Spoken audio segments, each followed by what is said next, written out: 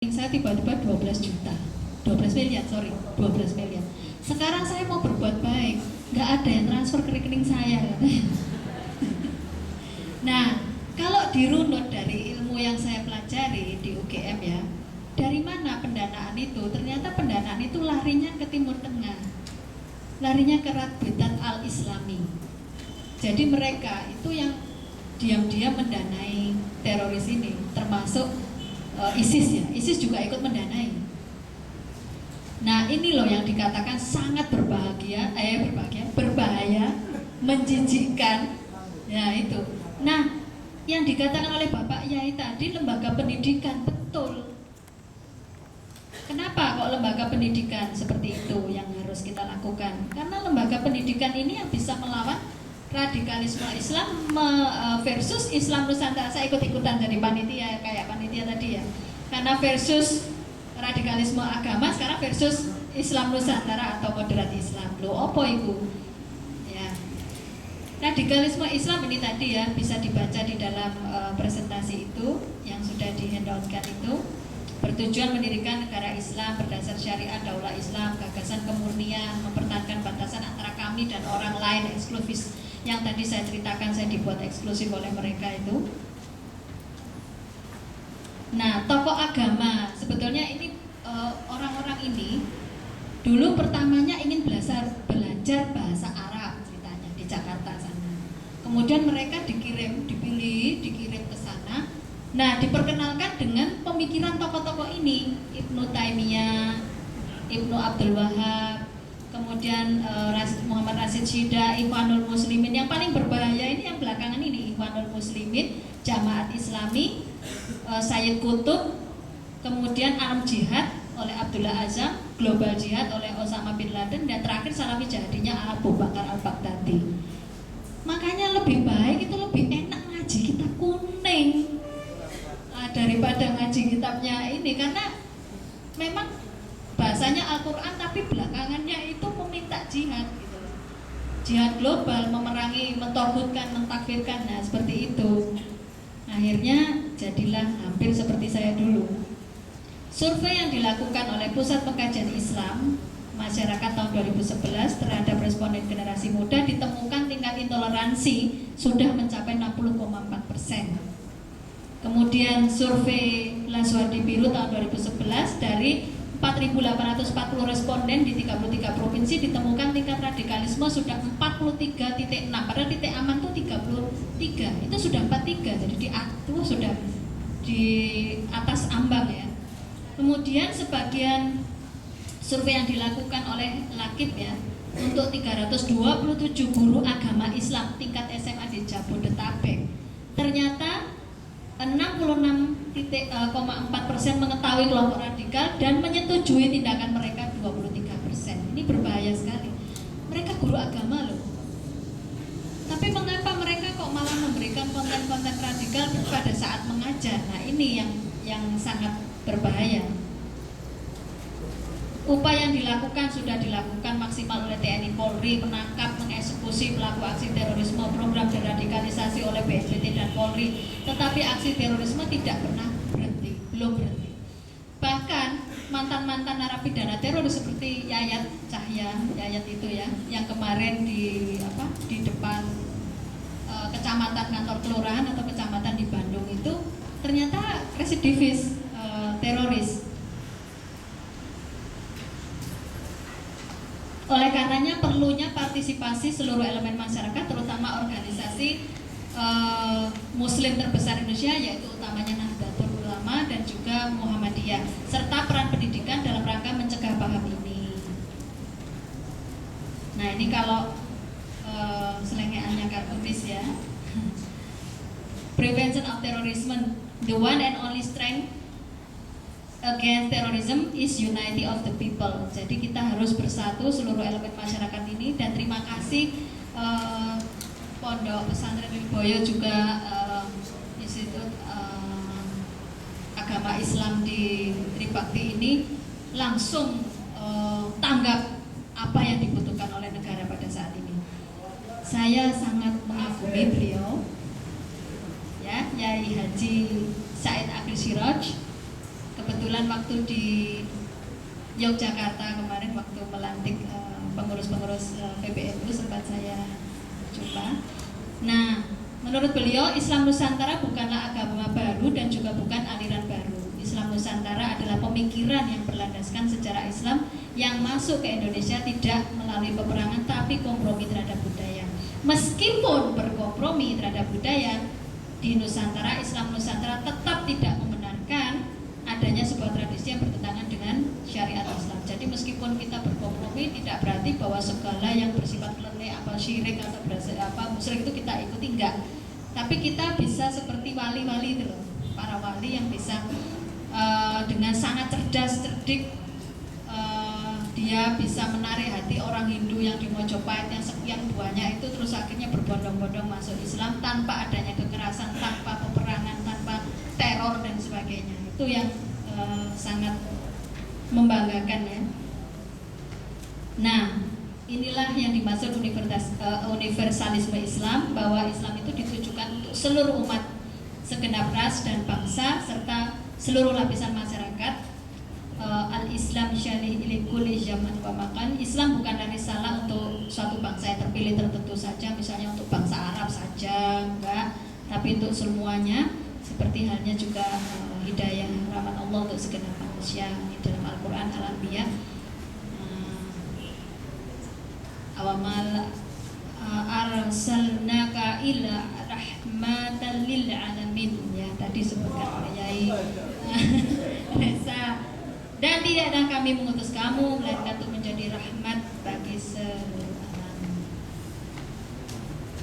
Ini bisa dibaca di dalam presentasi ya, Endot, yang langsung saya tujukan ke ini Bapak Presiden Jokowi. Mungkin ada yang pernah berkunjung ke Sibolga, ke Barus di daerah Sumatera Utara. Ini ada suatu fakta sejarah yang sangat membuat saya itu merinding ya. Ternyata Islam itu sudah ada di Nusantara sejak abad ke-7, yaitu dengan ditemukannya makam kuno Al-Malikah yang bertarikh 48 Hijriah atau 661 Masehi di Barus. Nah, berarti Islam itu sudah lama berada di sini, bukan kemarin sore, bukan jadi sudah sekian lama dan menjadi contoh. Ini adalah suatu kebanggaan ya. Di UGM sendiri itu pernah kedatangan tamu dari Timur Tengah yang anehnya mereka ingin belajar Islamnya Indonesia. Aneh. Jadi ternyata Islam yang menurut mereka itu yang di Arab itu belum pas. Makanya mereka mau banyak belajar dari Islam Indonesia ini, Islam Nusantara. Coba peserta nanti kalau ada Kompas, koran Kompas yang di kemarin tanggal berapa itu, hari Kamis atau hari Jumat itu, di situ dibahas bahwa sana Timur Tengah, Arab Saudi khususnya ingin belajar Islam Nusantara. Aneh ya. Nah, bagaimana dengan kurikulum pendidikan agama Islam yang moderat atau yang bisa untuk melawan radikalisme? Tentu saja yang memiliki wawasan multikultural atau yang memiliki suatu toleransi.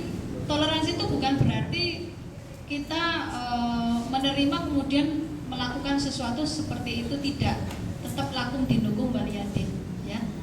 Kita membiarkan mereka, tetapi mereka juga harus menghormati kita. Itu namanya toleransi.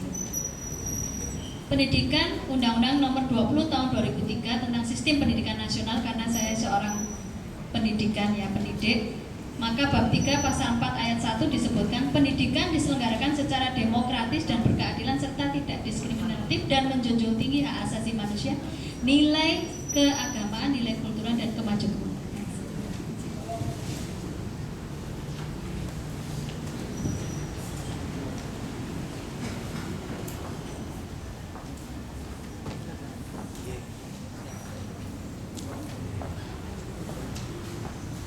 Ya, saya lanjutkan. Itu tentang keragaman ya. Jadi pentingnya pendidikan keragaman.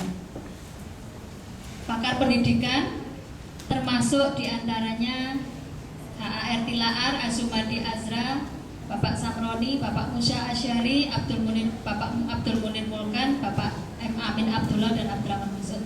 Dan itu pengamat Pengamat Pendidikan Islam memberikan kritik bahwa pendidikan Islam di Indonesia masih mempraktekkan proses pendidikan yang eksklusif, dogmatik, dan kurang menyentuh aspek moralitas. Yang dimaksud apa?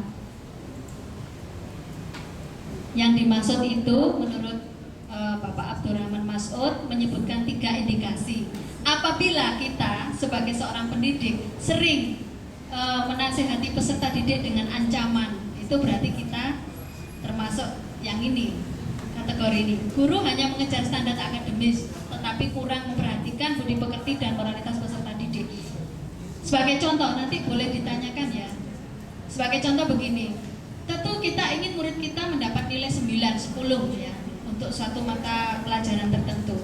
Tetapi murid itu mencapai dengan segala cara, dengan tidak memperhatikan moralitas, artinya mencontek, ya, kemudian kerjasama dengan teman, dia langsung mencontek dari buku dan kerjasama dengan teman demi mendapatkan nilai, tidak melihat prosesnya. Nah, bagaimana mensikapi ini selaku guru ya, misalnya itu adalah pendidikan agama Islam. Dulu pernah saya waktu kecil pernah membaca majalah anak-anak. Ada seorang bapak guru yang meminta kepada muridnya pada saat itu, murid-murid SD, ayo anak-anak, bapak membagikan apel ke seluruh murid yang ada di kelas.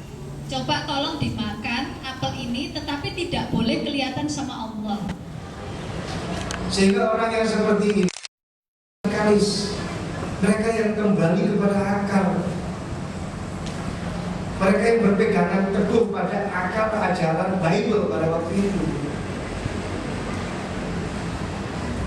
Nah, permasalahannya sekarang, kenapa istilah radikalisme itu kok sekarang ini lebih identik dengan agama Islam? Kok tidak kembali kepada zaman dulu? Ini yang salah siapa?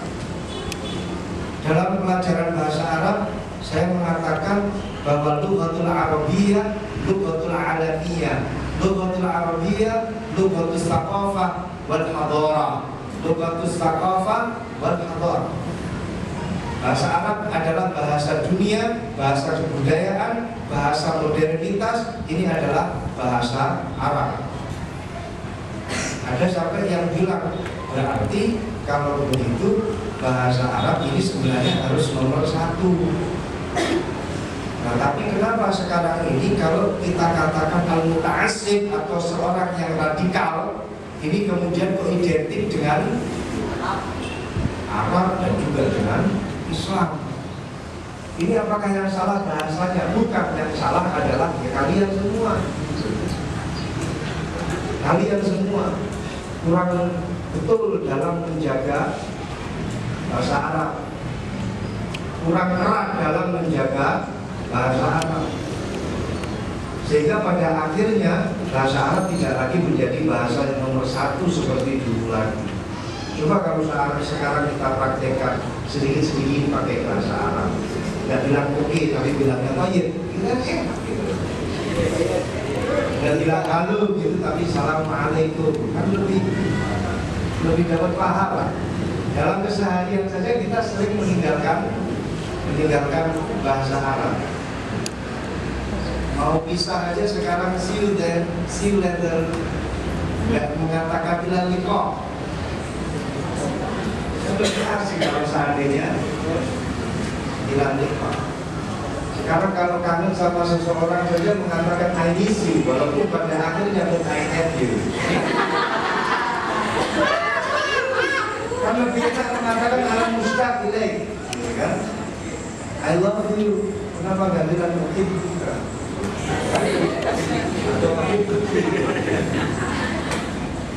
Sekarang lebih cenderung mengatakan you are in my heart. Kenapa kok tidak mengatakan anta qalbi wa anta syamsi nawwarani qalbi? Kan enak gitu.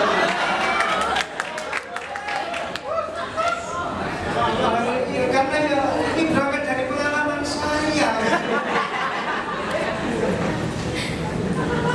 Ya, penjagaan bahasa Arab yang sehingga mengakibatkan kata-kata atau istilah-istilah saat ini lebih didominasi dengan bahasa Arab yang diidentikan dengan agama Islam, tapi sayangnya dalam penilaian yang negatif.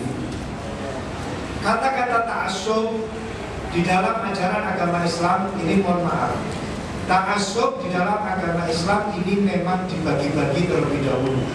Yang pertama adalah al-muta'assib bid-din, yaitu fanatik dengan agama. Betul? Betul? Karena dikatakan lakum dinukum waliyadin. Ini artinya adalah kamu fanatik dengan agama kamu dan aku fanatik dengan agama aku. Ya. Kemudian dikatakan al-muta'assib bi Rasulillah. Betul. Fanatik dengan Rasulullah. Jangan sampai ada Rasul yang lain selain Nabi Muhammad Sallallahu Alaihi Wasallam. Pendaftaran Nabi ditutup mulai sejak zamannya Nabi Muhammad Sallallahu Alaihi Wasallam. Tidak ada proposal-proposalan untuk ngacung sebagai Nabi. Gak ada. Kalau proposal untuk penggalangan dana acara seperti ini mungkin masih dibuka. Tapi kalau proposal untuk menjadi nabi tidak.